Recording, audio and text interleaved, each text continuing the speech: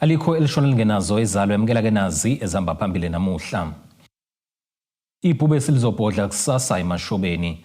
Abasolo baphika yokubulala ikhansela kanti ihlazo ngokukhulelwa kwezingane ezincane. Izindaba ze-1 KZN TV zifundelo siyabonga wakadumane nabezulu elidume esandlwane siyakhuleka. Isilo samabandla onke uMisuzulu kaZwelithini sibize ukukhukulela ngoqo umhlangano ozoba sesigodlweni emashobeni ngosuku lwangolesithathu nokuhloswe ngawo ukuzobuyisa ubumbano kubantwana kanjalo nasesizweni. Kuphindeke futhi kudingidwe nangesinqumo senkantolo enkulu yasePitoli sangomhla ka-6 kuMfumfu.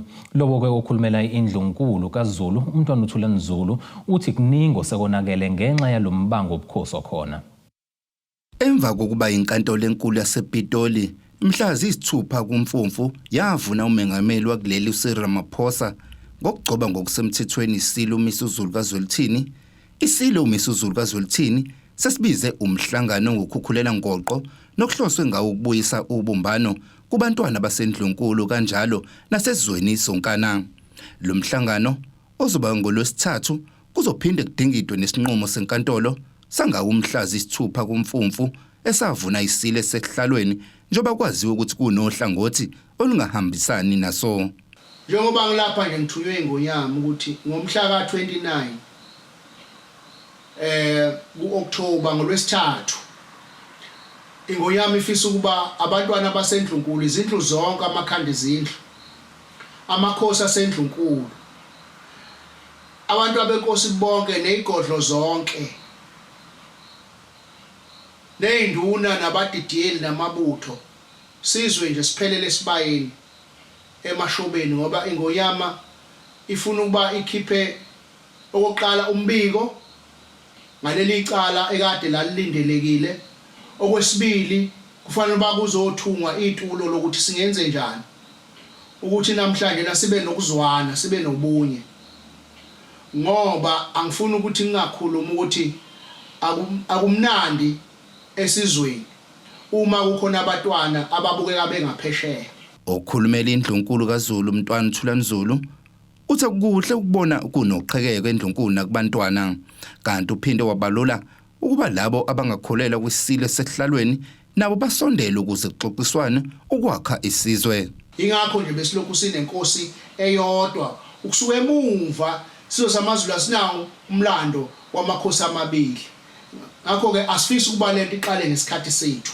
Ingakho ke ingonyama ithi labo bantwana ngoba kubhlungu ukuthi njoba ngithi labo bantwana vele iqiniso ukuthi khona abantwana abanye abangakholelwa ebuholini bengonyama ekhona, kodwa laba bakholelwa kuyo nalaba abanye abangakholelwa kuyo ingonyama ifisa ukuthi bonke bazohlangana bese kuthungwa itulo ukuthi abangakaboni ngendlela esibuka ngayo thina esinengonyama singenza kanjani ubuhlakani babo sibuthole sizongena nabo la ukuze kwakhiwe isizwe neprotocol nesigaba senhlonipho yalapha ekhaya abazokhuzana bakhuze labo bantwana abangenayo inhlonipho ngoba sekukhona ukugcogcoma emzini wenkosi. Kulo mhlangano ozobe sesigodlweni emashobeni kulendele ukuthi kutheleke abantwana basendlunkulu, amabutho, abadidiyeli kanjalo amakhosi asendlunkulu.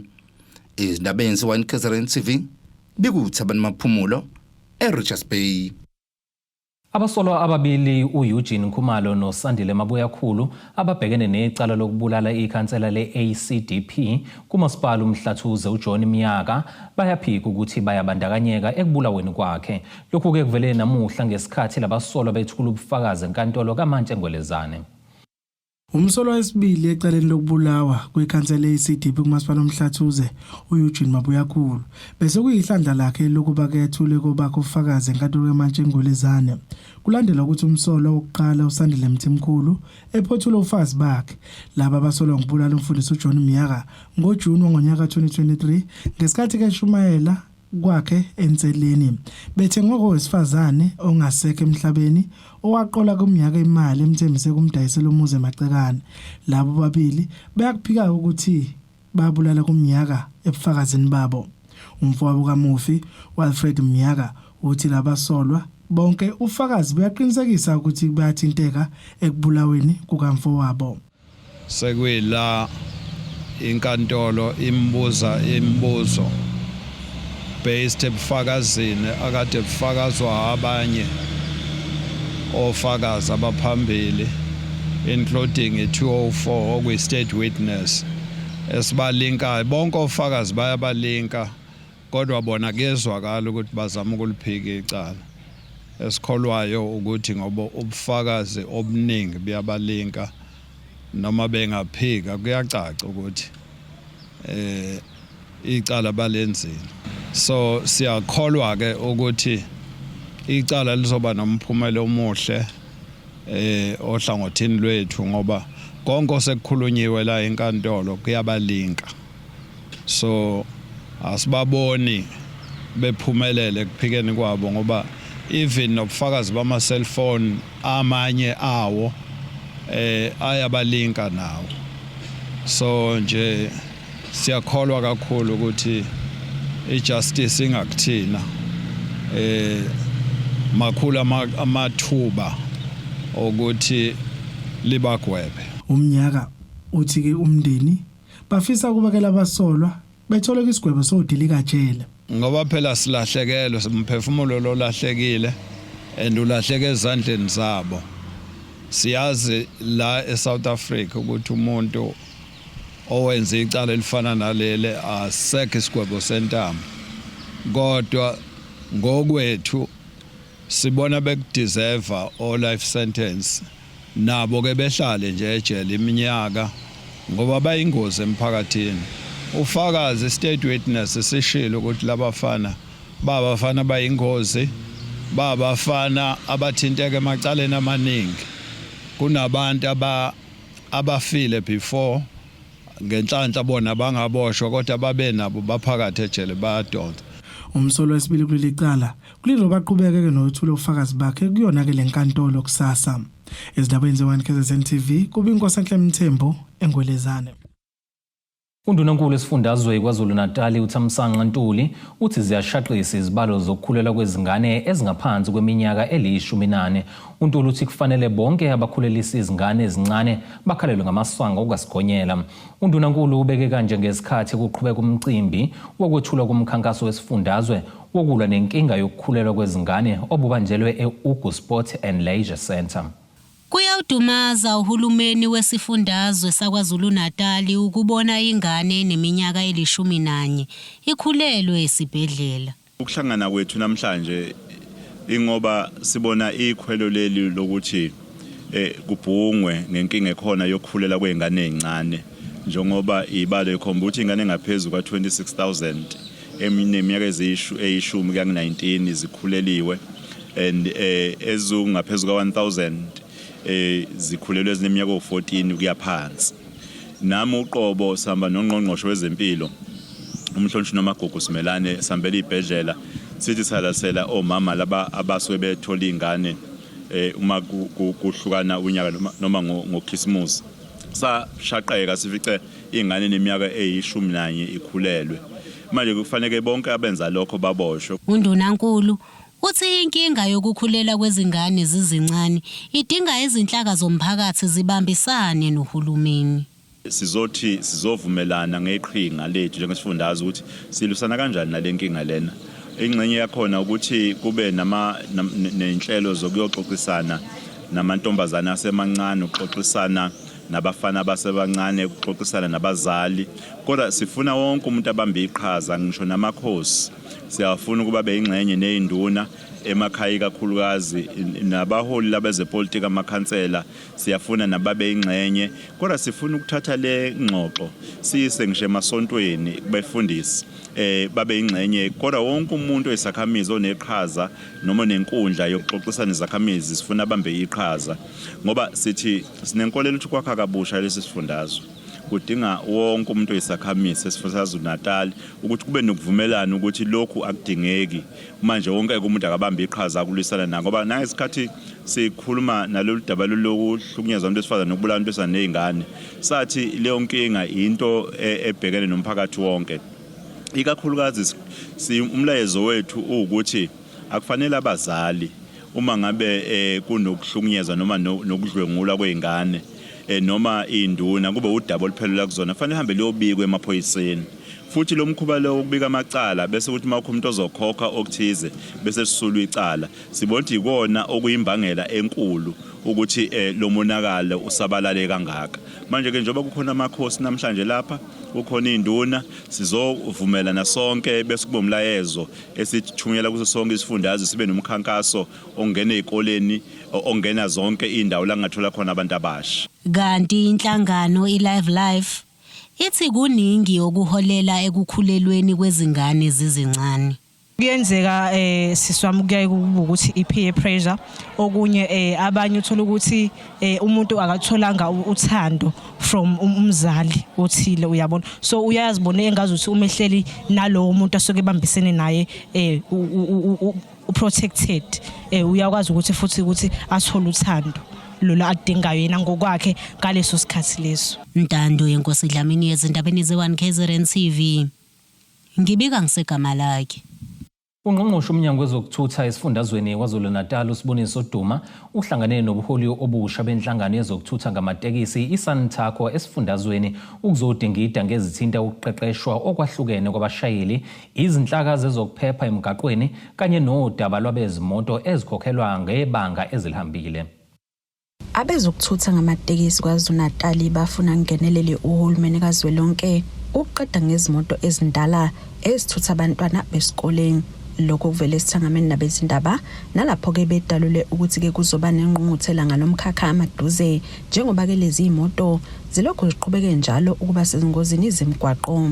Kuzoba khona inkomfa ezobidila kakhulu nalabo beScholar Transport sithe kuzobaleka ukuthi iyokhulunywa lento ye-road safety njengoba kwi-taxi industry ziqokwa imoto ezinama permits ezindala kade sasifaka isicelo kwakuse umama uDipo Peters uMinista sicelela bona laba beScholar Transport naba bakwazi ukugqoba imoto endala ukuze bakwazi ukuthenga imoto ezinye so ke leyo sizoloku sicela nje kuhulumeni ukuthi abalekelelwe imoto ezindala zisuswe emgaqweni kodwa into yama-overload is not negotiable sibatshelile ukuthi abakwazi ukuthi balayishe iy'ngane ngokweqile nemoto-ke eseziguge ngale ndlela kusathane kufanele zisuke emgaqweni. Namuhla upholo busha bemboni yokuthutha ngamatekisi eSantaco buhlangano kokuqala nongqongqoshe wezokuthutha esifundazweni. Kulo mhlangano kubhungwe ngezinhlelo zezokuphepha emgwaqweni ukuqeqeshwa kwabashayeli okwahlukene kanye nangemboni yezimoto esikhokhelwa ngebanga ezilihambile.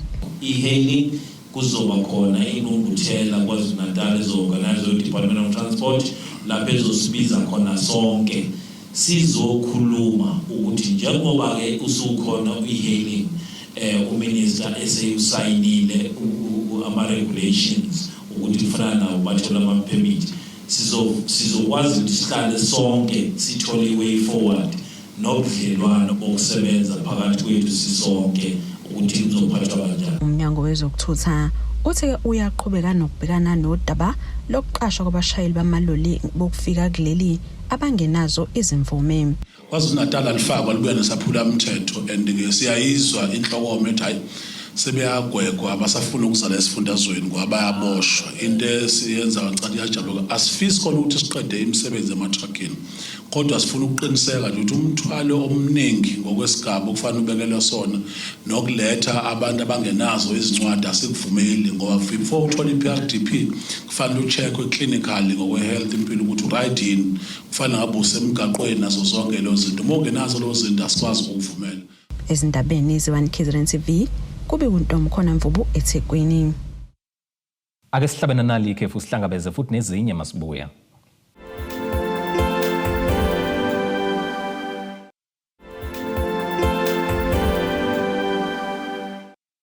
Ake sikubingelele siphinde sikwamukele ukuthi-ke usanda kubukela izindaba zethu nazi ihloko ezihamba phambili namhlanje. Ibhube silizobhodla kusasa emashobeni. Abasolo baphika yokubulala ikhansela kanti ihlazo ngokukhulelwa kwezingane ezincane. Usekela ngqongqoshe wamaphoyisa uCastle Mathali uthi naye wabona ezinkundleni zokuxhumana ukuthi-ke kunencwadi ebhalwe uSenzo Mchunu ngomhla ka-31 kuDisemba ngonyaka u-2024 eyayihlakaza ithimba elaliphenya ngokusocwa ngokosopolitiki phecelezi i-PKTT.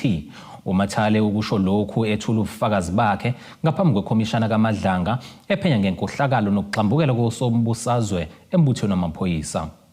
Ukuhlala kwaleli komiti namuhla kuqale ngehora le-11 ekuseni emva kokuthi lagcina ukuhlala ngeviki ledlule. Ohola ithimba lophenyo uNorman Arendts ubuze uMathali ukuthi seke baxoxa yini nongqongqoshe wamaphoyisa uSenzo Mchunu osekhefini ngokuthi iPKTT isebenza ngendlela engekho emthethweni. Ephendula uMathali uthi akwazi ube khona umhlangano kanjalo. Did the minister ever mention to you or indicate to you or give you any idea that actually this political task team is not operating legally? Yeah, well, you know, the discussions around this, it was not based on the legality of the unit or not, because that was never in question. I don't remember a meeting where we discussed that the team is illegal or something like that. That never arose. Ebuzwa ngoBrian Mokhotsi, uMathali uthe akanalo ulwazi olugcwele ngobulungu bwaMokhotsi ne-ANC. I recall, I think it was a week or two ago, he was interviewed. And he's a member of the ANC. But the only issue was whether he was still a current member or whether it's expired. There's no doubt that he's a member of the ANC. Yeah, look, I'm not questioning that. And I'm not saying he's not a member. I'm saying in the organization, you have got individuals who are part of this organization for motives beyond what this organization stands for. And Mokhotsi is one of those. And I will not say he's not a member. Even as I'm speaking now, I can't say he's not a member. I don't know. Okuphinde kwavela ngesikhathi ephekwa ngemibuzo uphumela obala ngokuthi ubengazi ngomsuka wongaboni ngasolinye phakathi kasekela komishana wamaphoyisa kuzolonke uShedrack Sibiya kanjalo noGeneral Nhlanhla Mkhwanazi ongukhomishana wamaphoyisa kwaZulu-Natal bese kuba ukhomishana wamaphoyisa kuzolonke uVan Masimula. I didn't have a full grasp of what could be the problem between them until when this thing come out and they stand here and say this one is involved with cartels and all those things. I was not aware that General Sibiya relate with cartels. I saw him as a DNC doing his work and Mkhwanazi doing his work in KZN and Masemula being the national commissioner. Uphenyo luyaqhubeka. Ngotebogo Sibisi wezindaba ze1 KZN TV ku channel 261 ngiseThekwini. Inkantolo yemantshi yasePinetown eThekwini ihlehlisele umhlazi elishumi kuLwezi ukufakwa kwesicelo sebhayili sephoyisa uPhilani Zulu obhekene necala lokubulala uSibonelo Ngidi obeyiphoyisa ngemva kwengxabano emgaqweni. Umndeni kaMufi uveze ukuthi-ke ukhathazekile ngokuthi leli cala selidluliselwe kuphiko oluphenya amaphoyisa iIPID. Uphume udangele enkantolo umndeni wephoyisa eladutshulwa bulawa yelinye ngemumva kwengxabano emgwaqweni kuhlehla-ke ukufakwa kwesicelo sebhayili sikaMsolwa kuvele ukuthi leli cala selisezandleni ezohlaka oluphenya amaphoyisa iIPID. Ayisidown sisa ngifuna ukuqamba manga ukuba kuya ngathi nje ngabe nje usefakwe kaphakathi laqula icala kwaphela nokuloke nje sigibela siza lana asikho right siyabona ukuthi kuningi okufihliwe okungavelile ne and kumele iIPID ngabe isebenzisana kahle nama-Hawks ngoba iwona ama-Hawks afika kuqale kwisimo so siyafisa ukuthi basebenzisane ngoba thina esikufunayo sifuna ubulungiswa kahle as we-family nokuthi sifisa ukwazi ukuthi umsolwa wayena engazinikelanga kuqale njengomuntu omthetho osebenzisana namaphoyisa ukuthi ahambe ayozibika phela ukuthi usenze icala kodwa akakwazanga ukwenza lokho kwaze kwaphela isikhathi kwayima emva kweinsuku wekade ihlaleleni kodwa nje siyafisa ukuthi masibuya yonke into ihambe kahle sithole impendulo njeke njwayelo umndeni kaNgidi nabebezoweseka bebephume ngobuningi njengoba uPhilani Zulu ebevela okwesibili kuzokhombeleka ukuthi ubhekene namacala amane afakeke elokubulala ukuphatha isibhamu ebukhile ukushayelisa abanye kabi kanye nokuzama ukubulala umndeni kaMofi uvezeke ukuthi kawuthokozile ngokuthi leli cala selenganyelwe eIPD Sikho happy angifuna uqamba manga kodwa mangabe besebenzisana singabe ukuthi khona umuntu ozidonsela kwesakhe yana senalonto manga sebasebenzisana yilokho esikufunayo kuze bathole iqiniso indlela balithatha ngayifile singasho kanjalo azange balithathe kahle yabo azange balithathe kahle ukusebenzisana qha esikufunayo kungabe noyinqushunqushu engathi khona ku behind esingakwazi enkantolo kuke kwaba nesiphithiphithi ngesikhathi kubizwa icala likaZulu nokubeke sekuvela ukuthi akakafike njengoba ebengalandiwe lapho etuke khona lokho kukhathaze umndeni konke lokho kuyimanje kuya stress ukuthi kwenzeka kanjani ngoba bayazi ukuthi idate yakhe uthavele enkantolo and nathi sesiphumile njengomndeni usibona sizobheka ukuthi yanika ibail noma kanikwa yini kwenziwa yini ukuthi izinto bangazihleli ngendlela kwalokho nje akusiphathi kahle icala lihlehlele umhlazi lishumi kuLwezi ezindabeni ze1 KZN TV kubi kuntomkhona Mvubu ngesithekweni Abadlelwa umhlaba wobaba omkhulu babo bathi sebezokwazi ukulala ubuthongo ebusuku njengoba sebethole amatayitela. Lolu daba iziko lezindaba ze1 KZN TV elike labika ngalo nyakeni odlule lapho laba bebesola amanye amalungu omphakathi ngokwahamba ngemumva angayithola imali yomhlaba. Namuhla ke bathi inkantolo isinqume ukuthi yibona abanikazi bomhlaba osepulazini eRichmond. Amalungu omphakathi akwaDindi nekwezinye indawo eLandskop eMgungundlovu athi yabengeka linqobe lolu daba lokuqhwaga komhlaba wobaba omkhulu wabo ngaphandle kwabameli. Iziko lezindaba le1 KZN TV like labika ngalolu daba ngaphambilini. Abantu abangokudabuka eplazini lasemagxabeni eRichmond kepha sebezinze kwaDindi Landskop bathi abazange bathole ngisho indibilishi kwizicelo zabo zokubuyiselwa komhlaba. Ukuhamba kwesikhathi mase sekuphuma umhlaba bangabe besasitshela. Namuhla laba bathi sebenetayitela lomhlaba. Saya nasemnyangweni sahluleka. Sithi siyangala kulomnyango kubona ngathi ayikhona. Asimukeleki. Okwathatha isikhathi ukuthi saphoqeleka ukuthi sithathe abameli. Salifaka amacala enkantolo ephume engene emajajini. Kutheke ngoMashi mhla ka19 thina sasimele ummeli wakaMzila umnyango wawumele ummeli okaMshengu kwazi Mshengu. Kwafika ke sivumelwaneni namajaji ukuthi cha ikomiti lethu alibeko libe ikomiti lime ekomidini. Bavumelana abameli bobabili nejaji. Sathathwa ke loso sinqumo ke nangampela ke umnyango wakaMaster wakhipha ke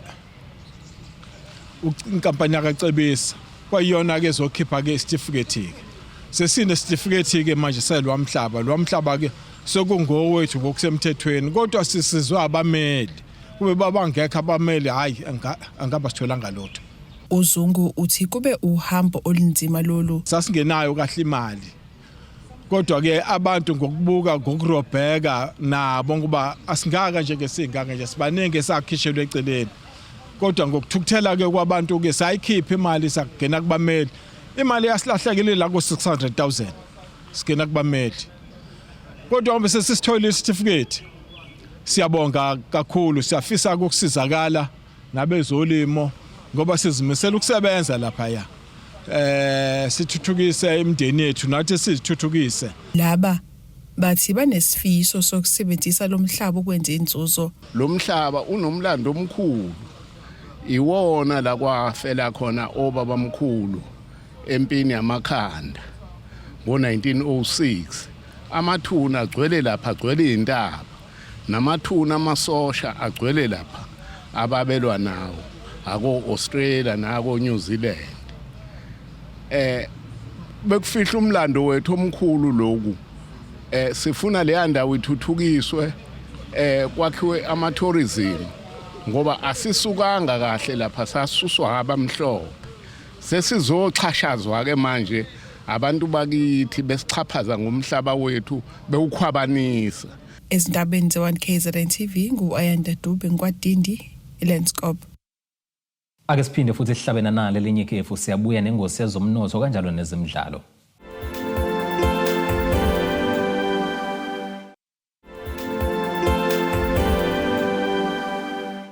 Ake sivele sikubingelele siphinde sikwamukele ukuthi ke usanda kubukela izindaba zethu uyamukela ke nazo ezihamba phambili namhlanje. Ibhube silizobhodla kusasa emashobeni. Abasolo baphika yokubulala ikhansela kanti ihlazo ngokukhulelwa kwezingane ezincane. Kuleli qophela ke singene sijule engosini yezomnotho. Irandi lakuleli li 17 rand 23 cent uma liqhathaniswa nedola laseMelika libe u23 rand 1 cent uma liqhathaniswa nopondo waseBrithani liphinde libe u20 rand 9 cent uma liqhathaniswa neeuro laseEurope.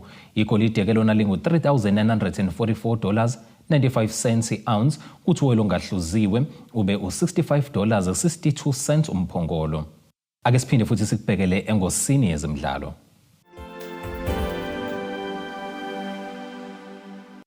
Umdlalo wama-Proteas esifazane uTasman Breeds ukholwa ukuthi leli qembu lingakwazi uphinde livuke lizithathe emidlalweni owandulela owamanqamu wendebe yomhlaba elizodlala ne-England.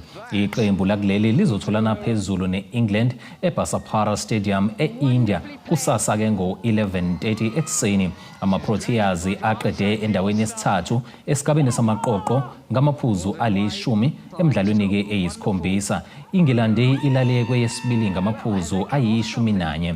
Ngemuva ke kokuvula lo mqhudelwano ngokubhubhudlwa yi-England ngama-wickets ayi-10, ama-Proteas avuke anqoba imidlalo emihlanu elandelana. Nokho ke azongena kulo mdlalo edinga omunye futhi umfutho omusha kulandela ukuxetshulwa yi-Australia ngama-wickets ayi-7 kokugcina wamaqoqo ngomgqibelo lapho ke ekhishwe khona eshaye ama-run angu-97 nje kuphela. Ake sikubhekelena nasi isimo sezulu esingalindeleka.